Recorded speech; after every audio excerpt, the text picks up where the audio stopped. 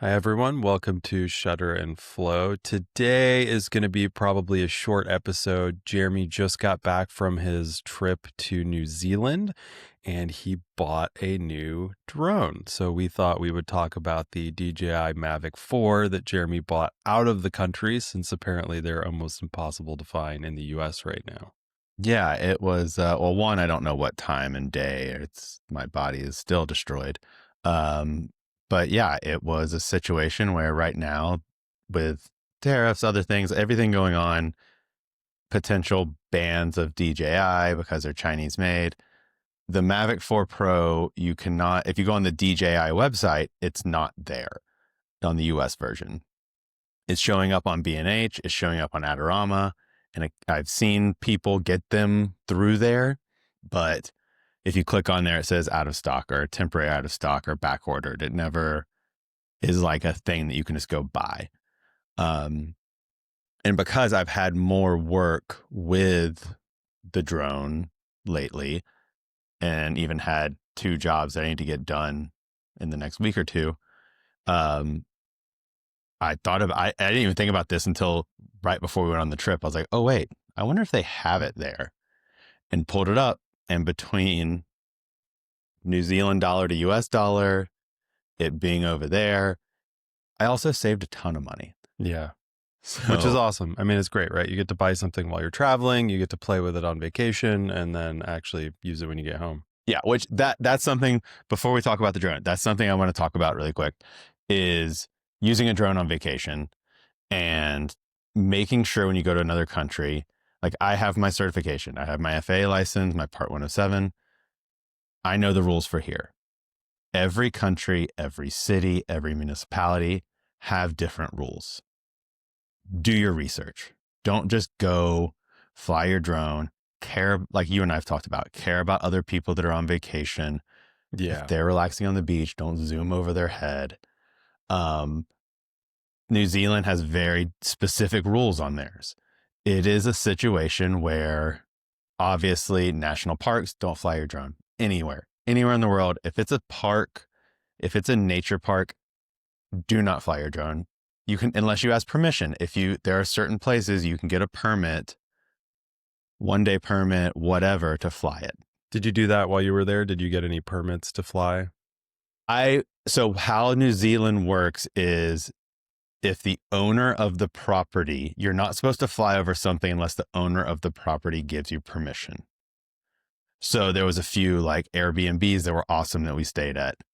A hotel that was up on top of a mountain, like an inn type thing. I asked them, they said, yes, I did it.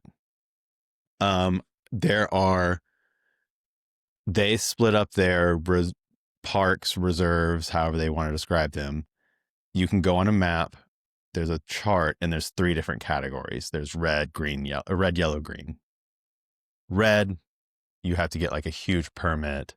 It would be like flying through Monument Valley and things like that. There's like, it's protected. You're just not going to get highly protected. You're probably not going to get the access unless you spend like a month trying to do it, that kind of thing. That's pretty much what it says. If you go in the application, it's like, it's going to take you a long time. You're probably still not going to get it unless you're doing it for like a documentary about the park. It's going to be hard to do. So we did like an overnight cruise in a fjord in these like magical waterways, and there were penguins and all this different stuff. Never even thought about flying it there. That's one of the places it's a red. Yellow, it would take you about 5 days, they said, if you get the application in and do it. Green, you can go on and do a thing and right away and get permission. So I did the green twice on the few, like there was a cool lake area that we were at with some cool waterways. And I was like, you know what? I'm just going to do it really quick. But I was big about also, we're on a family vacation.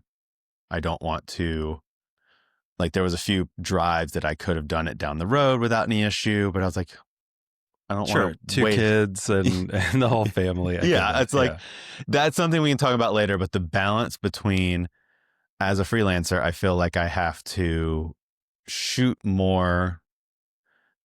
Everything could potentially become work is what it comes down to. Sure. And like balancing that in your brain of vacation versus Like actually unplugging and not shooting for a few days is good for you. Yeah, which I it's hard for me to not shoot completely, but to shoot it for fun as opposed to shooting it for, oh, I can get work from this. Which then brings up the most important thing. I mean, the drone's exciting, but I already showed you. I mean, come on. Yeah, pretty amazing. If you have kids, this is the Bluey meditation gnome, and that was our first stop in New Zealand because the Hammer Barn store is also in New Zealand, and I got the meditation gnome for me. I'm not going to lie. The kids got other ones. Yeah. So he's going to be our new mascot. I'm just going to put him back here. Amazing. So let's get into the drone. You were showing me a few minutes ago. Looks awesome. What is the biggest difference between this version and the older version of the Mavic? All right. So 2 things.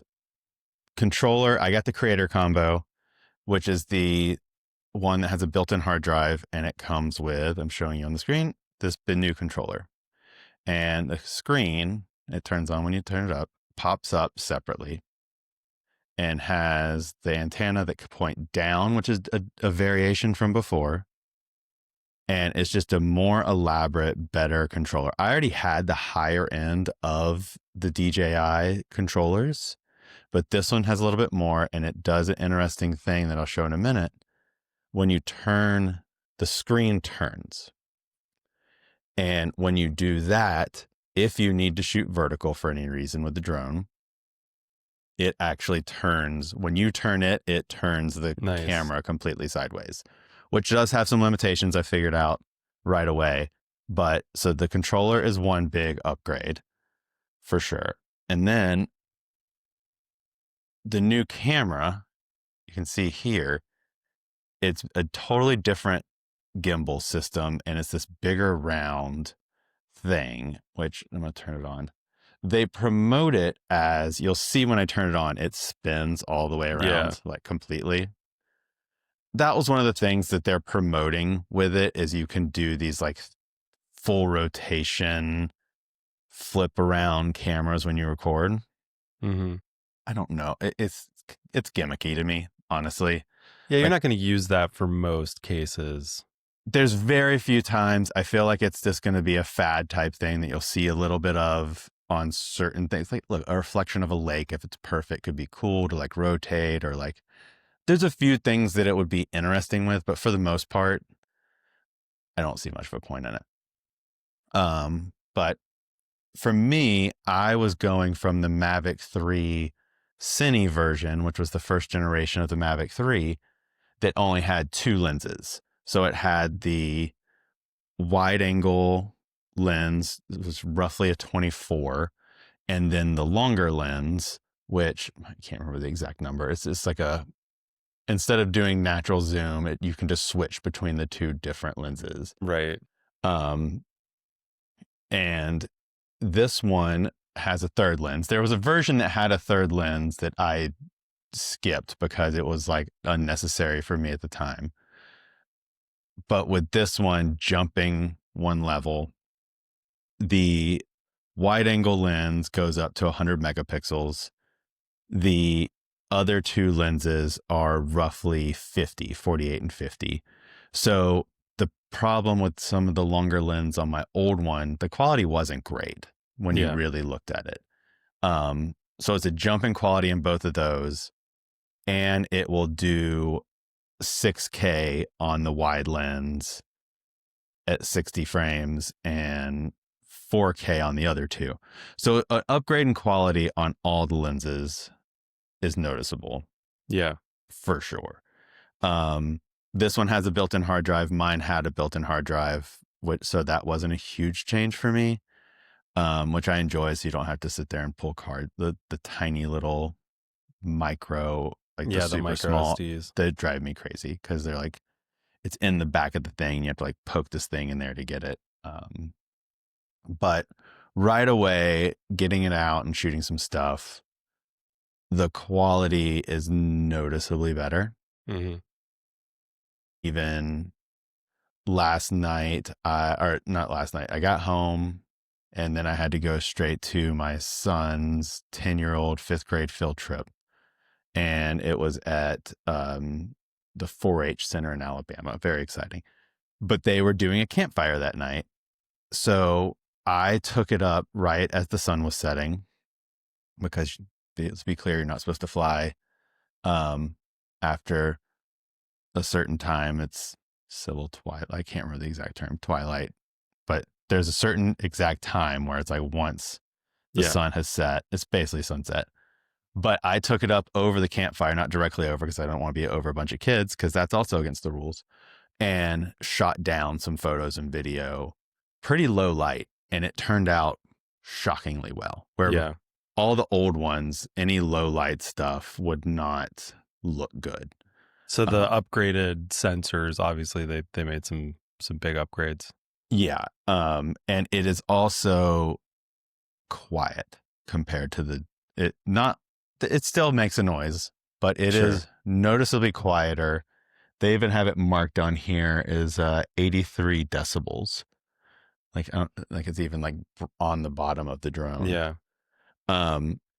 Which even like my wife, we were out at a beach and it was just us on the beach. So I like flew it out over the water and came back in to my son digging a hole, and I ended up getting like 8 feet away from him, and he didn't even notice at first because there's ocean waves and all this stuff.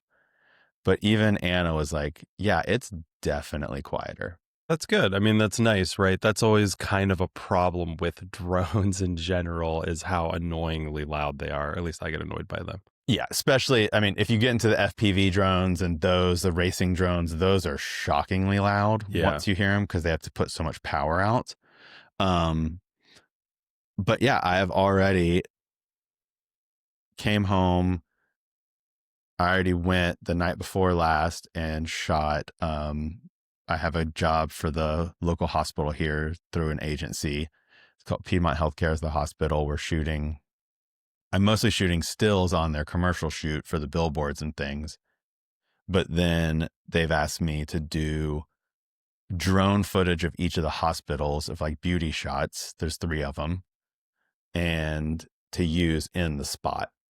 And I already went the other night and used it for the first time and shot the hospital and sent over some photos last night and some video. And they're like, oh my God, this is perfect. Thank you. It's great. So essentially I had 2 of those already set up. So I pretty much already paid for the drone. Yeah. Right away. Yeah. So would you say that you notice such a jump in quality that anybody that currently has a Mavic 3 should be looking to upgrade if they can get their hands on one? I